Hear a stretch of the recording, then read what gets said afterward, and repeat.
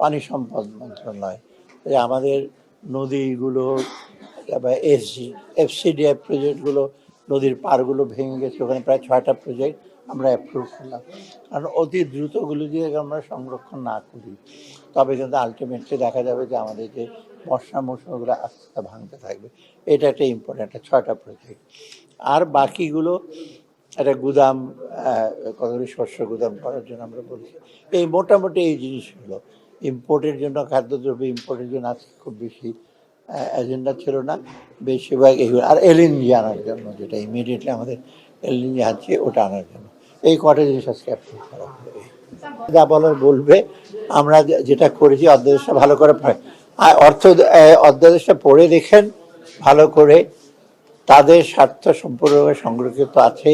Policy একটা division হবে, এটা অত্যন্ত ছোট একটা ডিভিশন, অথবা এনবিআর এর আপনার করার চিন্তা করার, দুশ্চিন্তা করার কোনো কারণ নেই। এনবিআরটা যেভাবে আছে, কত টার্মস অফ রেফারেন্স হিসেবে, এটা ইন্টারন্যাশনাল প্র্যাকটিস। পলিসি ডিভিশন আর ইমপ্লিমেন্টেশন ডিভিশন এক থাকে না, সব দেশেই আলাদা থাকে। কারণ পলিসি ডিভিশনটা একটু প্রফেশনাল লোক দিয়ে কাজ করতে হয়, এবং অর্থনীতি, পরিসংখ্যান, দেশের জিডিপি, এইগুলোর সম্বন্ধে ধারণা থাকতে হয়। আর এনবিআর করবে এটা ইমপ্লিমেন্ট। এখন এনবিআর যদি পলিসিও করে, মানে যাদের খালি কাজ হলো কালেক্ট করা, তো এটা একটা কনফ্লিক্ট ইন্টারেস্টও থাকে। আমি পলিসি করলাম, আমি আবার লোকজনদের আদায় করলাম। অর্থাৎ আপনারা পড়ে দেখেন অধ্যাদেশ রাস্তা তো বেড়েছে গেজেটে, অত্যন্ত, মানে আমি বলে অত্যন্ত চিন্তিতভাবে চিন্তা করে করা হয়েছে। ওদের সাথে যে আলাপ করি না তা না, কারণ আলাপ যদি মনে করেন এনবিআরে হাজার হাজার কর্মচারী সদস্যের সাথে আলাপ করে তা না, যারা মেম্বার সদস্য ডেফিনেটলি তাদের সাথে আলাপ করছে। ওদিকে আবার প্রশাসনের লোকের কিছু মন্তব্য আছে, তাদের সাথে আলাপ করা হয়েছে।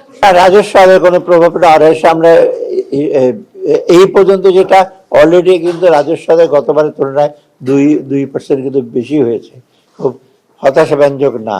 আমি আরো এক্সপেক্ট করছি অ্যাটলিস্ট গতবারের চেয়ে কম তো হবে না, যে বলে 2% গ্রোথ।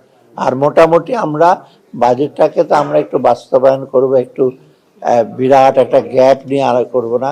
প্রকল্প এডিপিটা আমরা একটু বাস্তবায়ন করব। আমরা অত্যন্ত বাস্তব প্রজেক্টে, বড় বড় মেগা প্রজেক্টে ধার করে ডেফিসিট দিয়ে এগুলি করব না, এবং ব্যাংক থেকে বড়োইংও করে বিরাট আবার টাকা ছাপিয়ে আমরা এগুলো বাজেটটা বাস্তবায়ন করে কিছুটা তো ডেফিসিট থাকবে, সেটা পূরণ করবো। আমি তো নেগোসিয়েট করছি আমরা IMF এর সাথে, ওয়ার্ল্ড ব্যাংকের সাথে প্রজেক্টের ব্যাপারে, সেটা মোটামুটি এখন সাকসেসফুল। আমাদের